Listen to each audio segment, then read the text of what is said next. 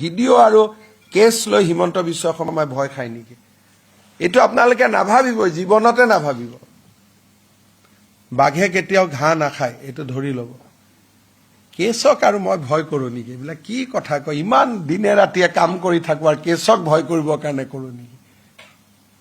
যদি কেছক ভয় খালোহেঁতেন তেতিয়াহ'লে আপোনালোকৰ ভয়ত মই কেতিয়াবাই পলালোহেঁতেন অসম এৰি। গতিকে কেছক মই ভয় নকৰোঁ, এইটো লৈ টেনশ্যনে নল'ব।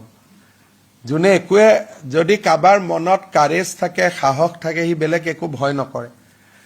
আৰু সেইকাৰণে এনেকৈ 1.5 লাখ বিঘা মাটি অসমৰ মানুহৰ আশীৰ্বাদত মোৰ দেহত বহুত সাহস হৈ গ'ল। অসমীয়া মানুহে সাহস দিছে যে এই পাৰ্টি বাংলাদেশী মুছলিমবিলাকৰ ওপৰত জবৰদস্ত হামলা হ'ব লাগে।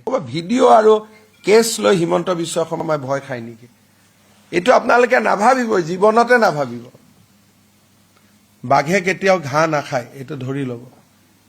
কেছক আৰু মই ভয় কৰোঁ নেকি? এইবিলাক কি কথা কয়? ইমান দিনে ৰাতিয়ে কাম কৰি থাকোঁ আৰু কেছক ভয় কৰিবৰ কাৰণে কৰোঁ নেকি?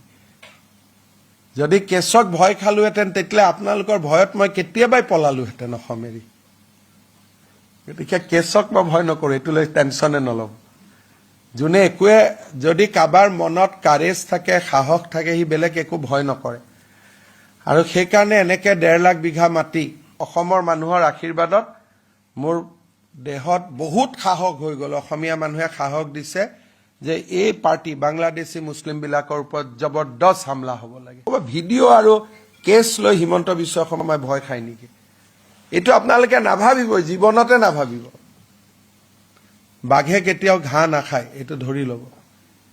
কেছক আৰু মই ভয় কৰোঁ নেকি? এইবিলাক কি কথা কয়? ইমান দিনে ৰাতিয়ে কাম কৰি থাকোঁ আৰু কেছক ভয় কৰিবৰ কাৰণে কৰোঁ নেকি?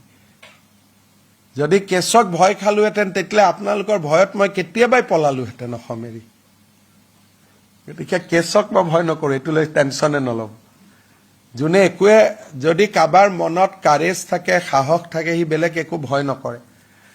আৰু সেইকাৰণে এনেকৈ 1.5 লাখ বিঘা মাটি অসমৰ মানুহৰ আশীৰ্বাদত মোৰ দেহত বহুত সাহস হৈ গ'ল। অসমীয়া মানুহে সাহস দিছে যে এই পাৰ্টি বাংলাদেশী মুছলিমবিলাকৰ ওপৰত জবৰদস্ত হামলা হ'ব লাগে।